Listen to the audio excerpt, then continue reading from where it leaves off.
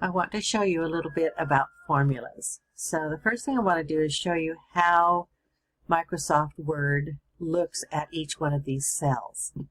And I have to do that by inserting a text box here. I'm just going to draw it right here.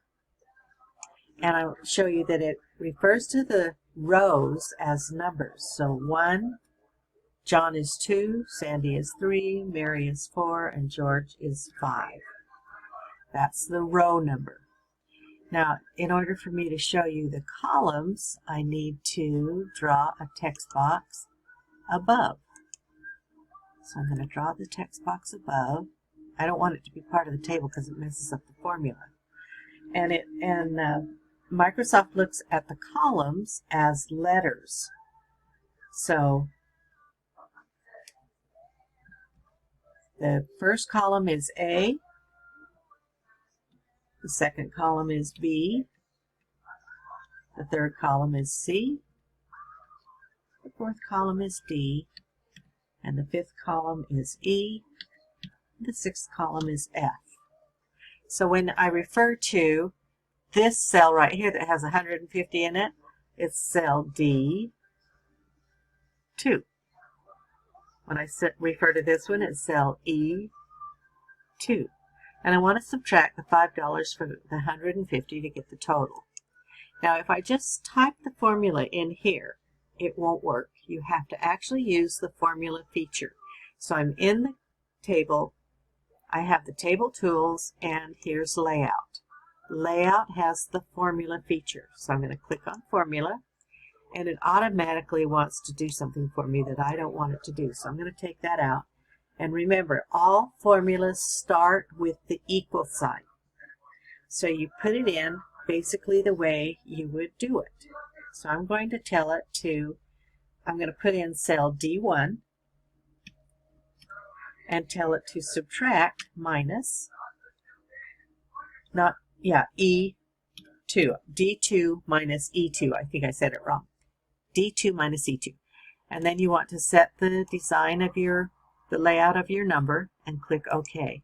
And I got $145. So let's just do it real quick again here. This would be D3 minus E3. And do my number format.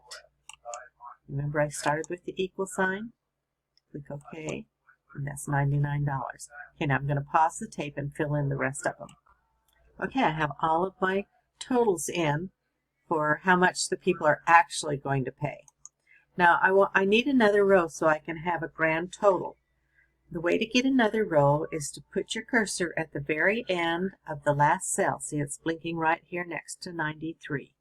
And then I'm just going to press the Tab key, and I get another row. So now I can type total in here. Have that fixed to automatically correct itself. Now I'm going to put a formula in here. And one of the formulas is equal sum above, which means it's going to add all of these together. Or you can say equals cell F1 plus cell F2 plus cell F3 plus cell F4, like that. But I'm just going to do the sum feature. So I'm going to go to formula, sum above, tell it the format I want for the number, and click OK. And I got my formula.